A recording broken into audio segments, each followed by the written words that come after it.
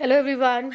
So here we are back with another video, and in this particular video lecture we will be beginning with the very most interesting part of our social studies, जिससे ज़्यादातर अगर मैं इसके लिए rumours समझने की कोशिश करूँ तो बच्चे जो है वो हिस्ट्री से बहुत ज़्यादा डरते हैं, है ना। ठीक है, आप लोगों में कहीं ना कहीं आप लोगों में ऐसी चीज़ें हैं कि यार हिस्ट्री बहुत बोरिंग होती है, कैसे पढ़ेंगे हम नहीं समझ आता।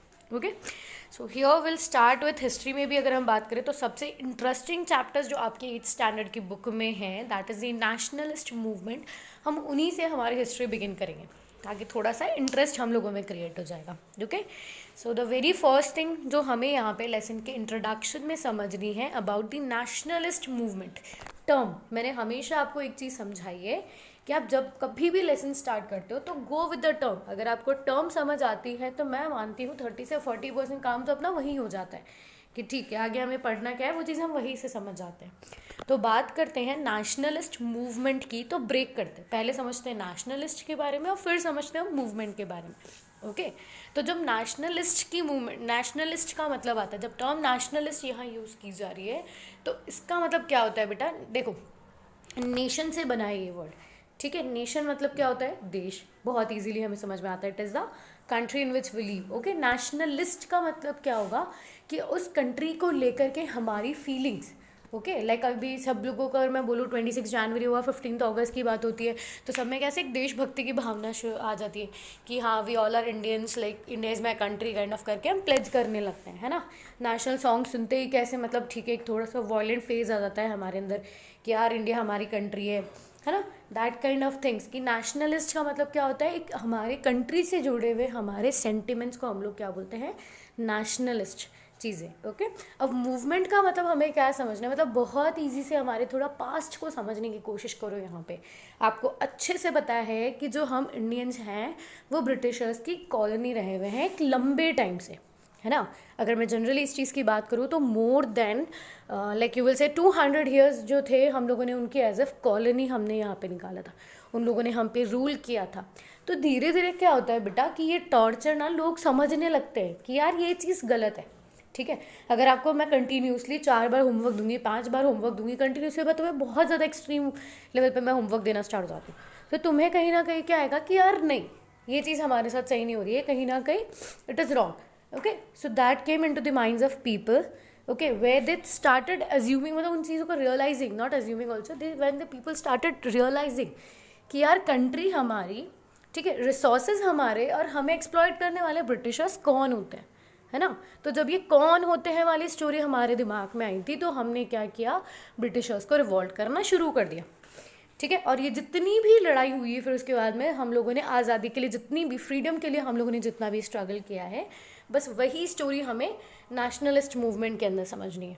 ठीक है, तो मेरे हिसाब से आपको एक पास्ट समझ आ चुका है ना, कि we were the colony of Britishers, जहाँ ब्रिटिशर्स ने हमारे ऊपर 200 सालों से भी ज़्यादा हम लोगों पे रूल किया है।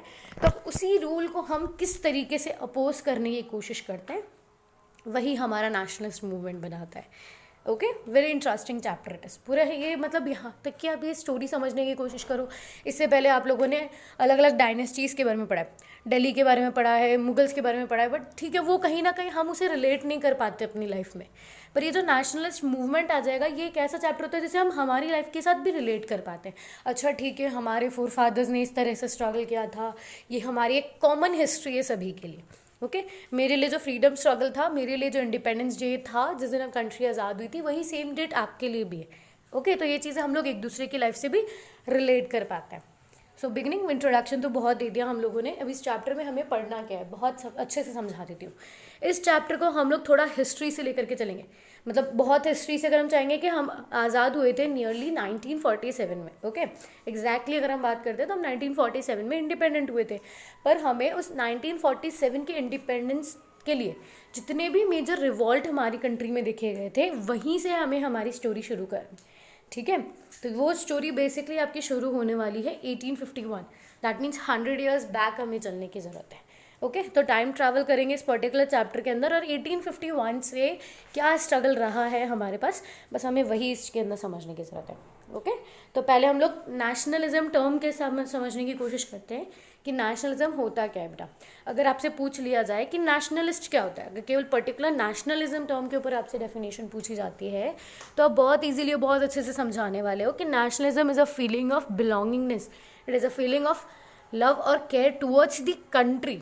ओके, यहाँ पे किसी अफेक्शन किसी और के साथ नहीं बताना है, यहाँ हमें अफेक्शन सीधा सीधा कंट्री के साथ बताना है।